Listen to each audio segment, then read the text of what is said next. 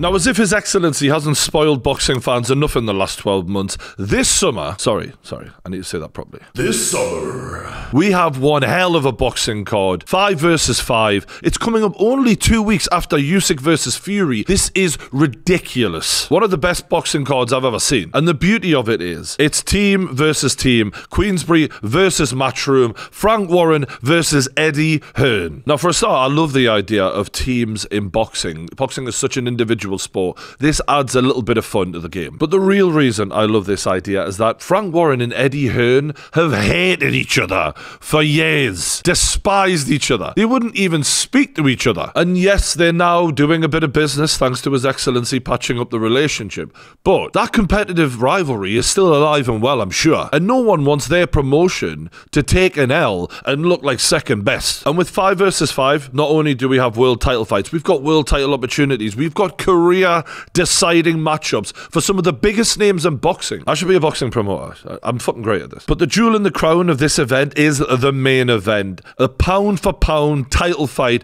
between two of the greatest fighters in the sport of boxing. It's Beterbiev versus Bivol. The unstoppable force meets the immovable object. Two undefeated pound-for-pound kings. And one of them is finally going to have to take a backward step here because neither of them ever seem to. They're both so mentally strong, determined, athletic beasts of fighters. And one of my mates who doesn't really follow boxing as much as he follows MMA said, like, what would this qualify as in MMA terms? And I said, George St. Pierre versus Khabib Nurmagomedov. It's hard to imagine either guy succumbing to the pressure of the other one. But it's going to happen. We are going to get an answer. And what a fucking fight this is. And obviously, if it's Khabib versus GSP, Beterbiev is the Khabib here. This man is relentless. It feels impossible to stop him. His will is unbreakable. And similar to Khabib, he comes from the mountains of Russia. He is a strict, determined, religious man who has an unbreakable will. He is convinced, you will give up before I do. You know, some boxers at that level, they're quite slick and flashy and like to show off. He's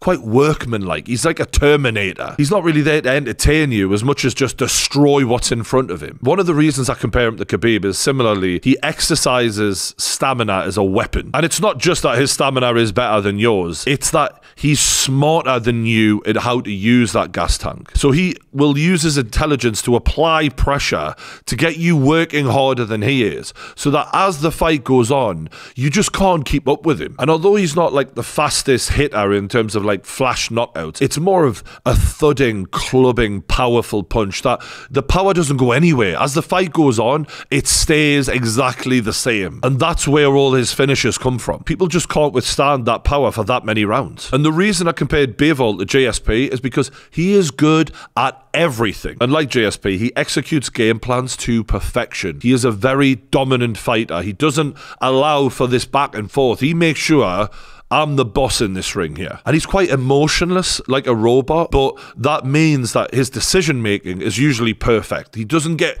whipped up in the emotion of the fight at all. When he fought Canelo Alvarez, that was a Canelo who was expected to beat him, felt like he was in his prime. He'd only lost to Floyd Mayweather. He didn't feel beatable. The crowd were completely against Bivol. It didn't matter to him. He went in that ring like, fuck all this, mate. I don't give a shit who you are. I'm the boss in here. And I'm the bigger man. And you're gonna fucking feel that. And Canelo did.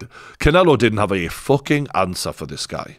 At all. And when only two men have beaten Canelo Alvarez and one is Floyd and one is you know you're good. Bivol doesn't have the Beterbiev power in my opinion, but he's very accurate and he throws a lot of punches. I mean, the amount of combinations he threw on Canelo, I've never seen anyone do that to him before. It was a little bit humiliating because Canelo just couldn't do anything to stop it. And the straight punches of Bivol are really some of my favorite in boxing. They're perfect in technique. And then you've got the fact that it's very hard to hurt this guy because his defense is so perfect. His footwork is so clever. He knows where to be, when to be there. Keeps his gloves in perfect position. Canelo couldn't get through, and he was doing everything. So this fight, given that both men are the type to impose their will on their opponent and break you mentally and just crush everything in their path, it's got to be a classic because neither man show mental weakness. They're both killers. And when you put two men like that together, it's fucking fireworks. So that's the main event, but that's not even a part of the 5 versus 5 between between Eddie and Frank, and they've done a trailer for it. We're going to wait our turn and maintain our manners at all times, or this game is over before it's even begun. Very Lockstock, which I'm a fan of. I mean, Frank Warren basically should be in Lockstock. Do me a favour. Let's get some fights made. I haven't got all night. Chop, chop, Frankie. Off you go. Chop, chop indeed. Good script writing. That's a cleaver swinging, and there's a killer behind it. He's enjoying his first Friday as a butcher. I love it. Giving the fighters nicknames and just bringing them to life. This is what fight promotion is. So that's Nick Bull, who is a little terror in the ring. I'll show you one of his most recent wins. Not the biggest lad, but he can crack. He's not the biggest, right? But he has to fight these lads like Mike Tyson, basically. Getting on the inside, coming over the top. And that fight was a hell of a performance from him. Bang! I love this because it brings boxers to life. So many of them, they can't talk very well or they don't know how to sell themselves. This is doing it for them. That's what a promotional company is supposed to do. Perfect. 3 blokes come crashing through the door. Lost Properties closed on a Monday, boys. He's smart. That is class. And this is one of Ray Ford's most recent fights. Look, those are all hard shots right there. He goes down. Down goes Magdaleno for the second time. He's got the look on his face that he just doesn't want anymore. Who can fucking blame him, to be fair? Leave him with a shiner to remember you by. Oh, it's Zhang. Zhang is actually a fucking Bond villain. He would be perfect in the movies. He's got the look, he's intimidating, and he's genuinely one of the most devastating punchers in boxing. Zhang also has put the little... Oh! What a shot! Fuck me. Every time I see Zhang go through Joyce like that, you just think, how is that possible? Joyce was made of stone. I know Zhang hasn't looked amazing since then, but he's such a hard puncher. Yeah, bouncer, Deontay Wilder, perfect. Never had a CV. Just a fist. So he got a job as a doorman. And like the saying goes, if he can't... Genuinely, that is Deontay Wilder, isn't it? He's just one hitter quitter. He's that bouncer that just flattens everyone with one punch. This, for me, was when Deontay Wilder was Deontay Wilder. Jesus.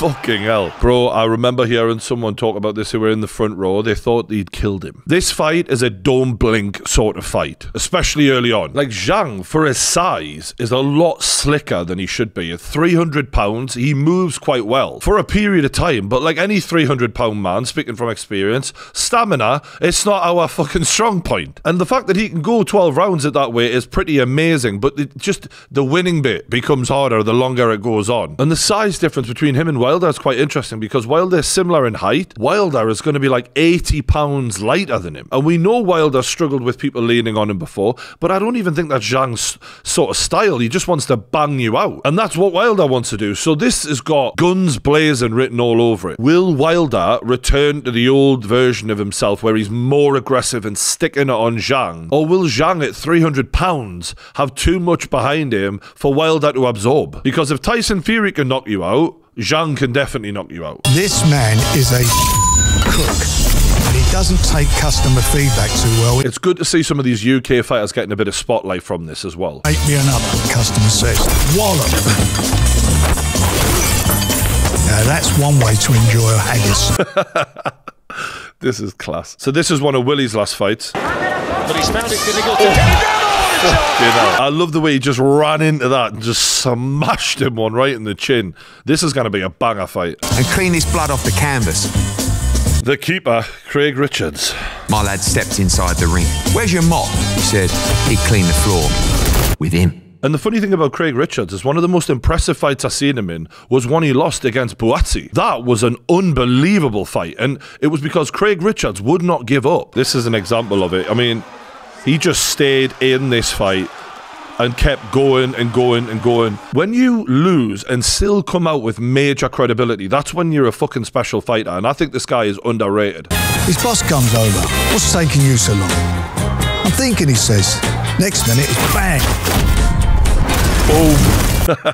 And that is Hamza Shiraz, and he is one hell of a fighter. Let's look at what he did to Liam Williams recently. Worse than Liam Williams could possibly have feared in the first couple of minutes, and Shiraz is His long limbs and precision and power. He doesn't throw loads of punches, but when he does, they fucking matter. Think of him like if you're a Call of Duty player, right? You're a sniper. You might not throw the most bullets out there, but when you do, they fucking devastate people. With a bolt of electricity. Jesus Christ.